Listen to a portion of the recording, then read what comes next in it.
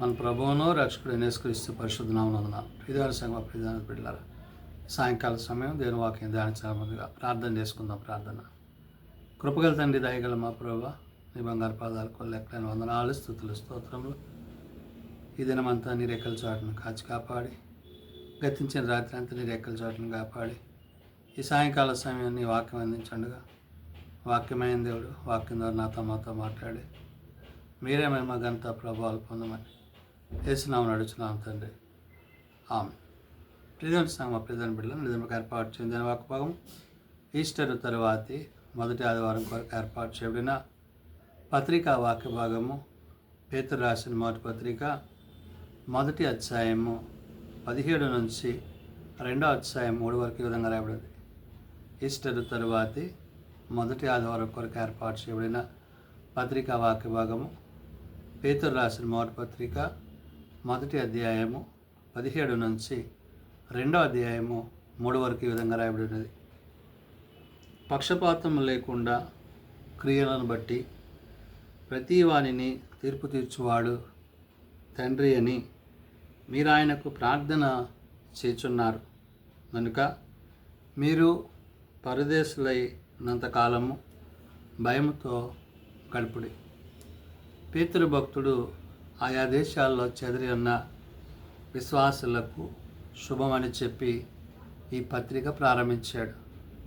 చెదిరిపోయిన విశ్వాసులు తిరిగి మరలా ఒక చోట కూర్చబడి ప్రభు చేత, ప్రభు ద్వారా ప్రభు రాజ్యంలో ప్రవేశించవలసి ఉన్నదనే విషయాన్ని పేతురు గుర్తు చేస్తున్నారు.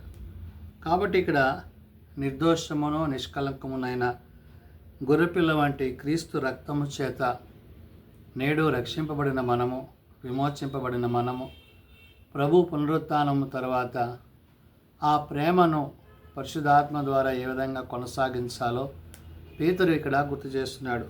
ఏమని? పక్షపాతం లేకుండా క్రియలను బట్టి ప్రతి వానిని తీర్పు తీర్చువాడు. అంటే దేవునికి పక్షపాతం లేదు.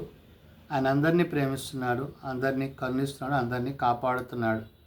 కాబట్టి తండ్రి అయిన దేవుని గురించి పేతురు అంటున్నాడు, పక్షపాతం లేకుండా క్రియలను బట్టి ప్రతి వానిని తీర్పు తీర్చువాడు తండ్రి అని మీరు ఆయనకు ప్రార్థన చేయుచున్నారు. కాబట్టి తండ్రి అయిన దేవునికి మీరు చేసిన విజ్ఞాపన ప్రార్థనలు ఏవైతున్నావో వాటిని గురించి అంటున్నాడు. కనుక మీరు పరదేశులై ఉన్నంత కాలము భయముతో గడుపుడి అంటున్నాడు. ఈ దేశము పరదేశము అంటే మనం యాత్రికులము, ప్రయాణికులము.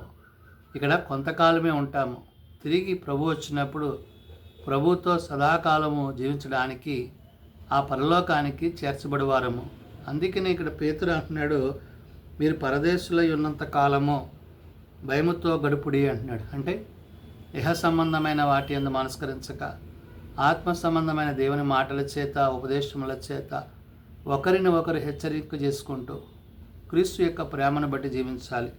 కాబట్టి పితృపార్యమైన మీ వ్యర్థ ప్రవర్తనను విడిచిపెట్టినట్లుగా వెండి బంగారముల వంటి క్షయ వస్తువుల చేత మీరు విమోచింపబడలేదు కానీ అంటున్నాడు. అంటే పితృపారాపర్యం అంటే మీ పితరులు మరి ఏవైతే అలనాడు దేవుని ఎరుగక వారు సేవించి వారు ఆరాధించిన విధానాలు ఉన్నాయో ఆ విధంగా కాక పేతురు అంటున్నాడు ఇక్కడ, పితృపార్యమైన ఈ వ్యర్థమైన ప్రవర్తనను విడిచిపెట్టినట్లుగా వెండి బంగారముల వంటి క్షయ వస్తువుల చేత మీరు విమోచింపబడలేదు అంటాడు. కాబట్టి వెండి బంగారాల చేత ఇక్కడ ఏవైతే ఉన్నావో ఏర్పాటు చేయబడుతున్న వాటి చేత మీరు విమోచింపబడలేదు కానీ అమూల్యమైన రక్తము చేత, అనగా నిర్దోషమును నిష్కంకమునగు గొర్రెపిల్ల వంటి క్రీస్తు రక్తము చేత విమోచింపబడితేరని మీరు ఎరుగుదురు కదా అంటున్నాడు. అంటే క్రీస్తు రక్తము చేత మన కొరకు ప్రభు చేసిన యొక్క శిలువ యాగము, శిలువ మరణము ఏదైతే ఉన్నదో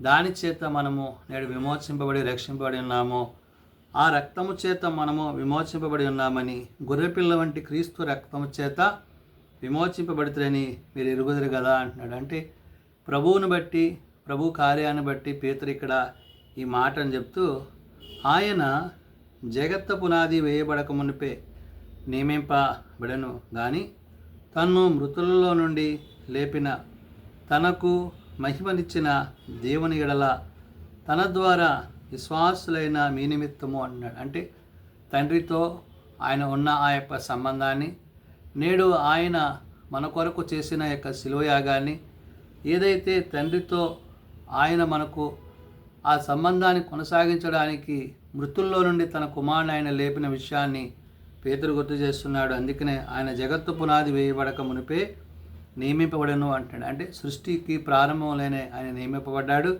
కానీ తను మృతుల్లో నుండి లేపిన అన్నాడు. అంటే ప్రభువుని మృతుల్లో లేపిన తనకు మహిమనిచ్చిన దేవుని ఎడల అంటాడు. అంటే తండ్రి ఎడల ఎలాగైతే ఆయన విధేయుడై ఉన్నాడో గుర్తు చేస్తూ తన ద్వారా విశ్వాసులైన మీ నిమిత్తము అంటాడు. అంటే ప్రభు ద్వారా నేడు మనము కూడా తండ్రికి విధేయులై విశ్వాసులమై ఉన్నామనే విషయాన్ని గుర్తు చేస్తూ కడవరి కాలముల యందు ఆయన ప్రత్యక్షపరచబడను.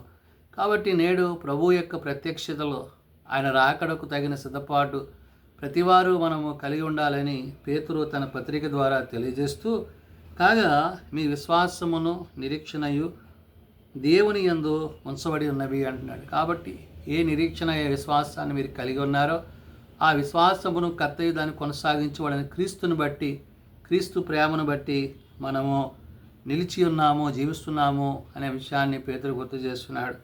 కాబట్టి మీరు క్షయబీజము నుండి కాక శాశ్వతమగు జీవము గల దేవుని వాక్య మూలముగా అక్షయ బీజము నుండి పుట్టింపబడిన వారు గనుక నిష్కాపక్షమైన సహోదర ప్రేమ కలుగునట్లు మీరు సత్యమునకు విధేయులవుట చేత మీ మనస్సులను పవిత్రపరచుకొనిన వారయుండి ఒకరినొకడు హృదయపూర్వకముగాను మిక్కటముగాను ప్రేమించుడి.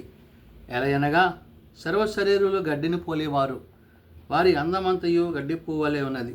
గడ్డి ఎండును, దాని పువ్వు రాలును. అయితే ప్రభు వాక్యము ఎల్లప్పుడూ నిలుచును. మీకు ప్రకటింపబడిన సువార్త ఈ వాక్యమే అంటాడు. కాబట్టి ఏ వాక్యమైతే మీరు విన్నారో, ఏ సువార్త అయితే మీరు తెలుసుకున్నారో అది ప్రభువును బట్టి, తండ్రిని బట్టి, పరిశుద్ధాత్మను బట్టి నేడు మీరు రక్షింపబడిన ఆ రక్షణకర్త అయిన క్రీస్తుని బట్టి, క్రీస్తు మీ ఎడల చూపిన ఆ యొక్క చిందించిన రక్తం ఏదైతే ఉందో ఆ రక్తము చేత మీరు విమోచింపబడి ఉన్నారనే విషయాన్ని ప్రభు వాక్యము ఎల్లప్పుడూ నిలిచి ఉండును.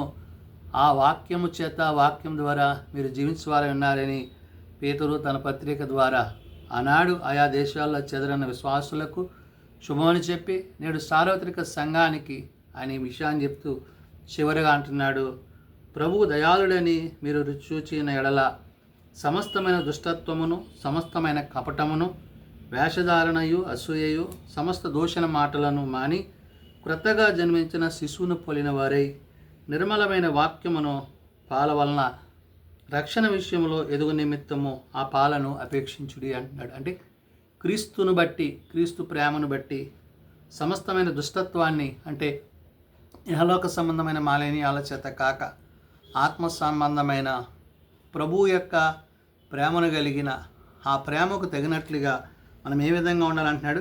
ప్రభు దయాళుడని మీరు రుచి చూచి ఉన్న ఎడల ఆయన దయగలిగిన హస్తాన్ని, ఆయన ప్రేమ కలిగిన హస్తాన్ని మన మీద ఉంచి మనల్ని రక్షించి సమస్త దుష్టత్వం నుండి అంటున్నాడు. అంటే పాపము నుండి, మరణము నుండి, సమస్తమైన కపటము నుండి అంటున్నాడు, ఏ సంబంధమైన వాటి నుండి మనల్ని లేవనెత్తి వేషధారణయు, అసూయయు అంటున్నాడు. అంటే వేషధారణ కానీ, అసూయ కానీ లేకుండా సమస్త దోషంల మాటలను మానివేసి అంటున్నాడు. అంటే భూ సంబంధమైన వాటి అందు మనస్కరించక క్రొత్తగా జన్మించిన శిశువును పోలిన వారై అంటాడు. అంటే నూతనమైన ఆత్మ సంబంధమైన క్రియలు కలిగి, అంటే ఒకడు క్రొత్తగా జన్మించినట్లయితే పాతవి గతించును, అగో క్రొత్త వాయనని వాక్యం సెలవిచ్చినట్లుగా నూతన స్థితిని కలిగి, ఆత్మీయ స్థితిని కలిగి క్రీస్తు రక్తంలో ప్రత్యేకింపబడ్డవారై మీరు ఉండాలి అంటున్నాడు. క్రొత్తగా జన్మించిన శిశువును పోలిన వారై నిర్మలమైన వాక్యమును పాల వలన రక్షణ విషయంలో ఎదుగు నిమిత్తము అంటాడు. ఏ రక్షణ అయితే ప్రభు మనకిచ్చారో ఆ రక్షణలో మనం దినదినము ఎదుగుతూ ఆ పాలను అపేక్షించుడి అంటున్నాడు. అంటే క్రీస్తు రాకడకు తగిన సిద్ధపాటు మనం కలిగి ఉండాలని ఉదయకాల సమయమున మరి ఆయన ఏదైతే తన ప్రేమను కనబరిచారో నేడు పేతురు అదే విషయాన్ని నేడు సార్వత్రిక సంఘానికి ఈ విషయాలను చెప్తున్నాడు. కాబట్టి ప్రేమ చేత, మరి దేవుని యొక్క రక్తము చేత, ప్రభు వాక్యము చేత ఎల్లప్పుడూ జీవిస్తూ నిర్దోషమును నిష్కములైన గొర్రెపిల్ల యొక్క క్రీస్తు రక్తమందు కడగబడ్డ వారమై ఆ క్రీస్తు ప్రేమలో కొనసాగువారమై ఉండాలని పరిశుద్ధాత్మ దేవుడు భక్తుడైన పేతురు ద్వారా తెలియజేసిన మాటలు ప్రార్థన చేసుకుందాం.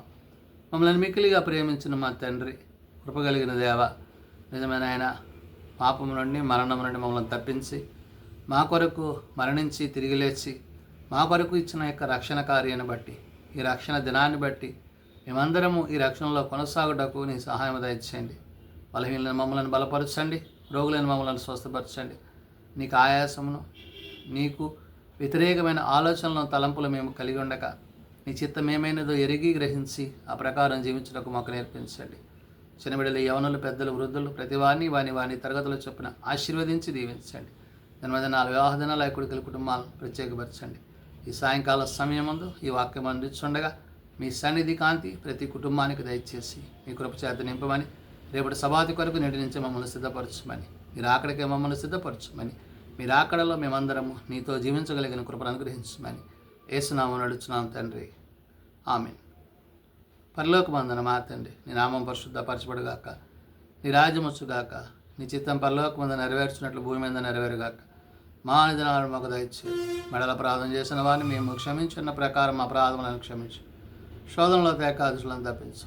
రాజ్యము, శక్తి, మహిమ నిరంతరము నీవే నా తండ్రి, ఆమేన్. మన పరమ తండ్రి అయిన దేవుని ప్రేమ, ప్రభువైన యేసుక్రీస్తు కృప, ఆదరణకర్త అయిన పరిశుద్ధాత్మ సహాయము సదా తోడేండి సంరక్షించునుగాక, ఆమేన్.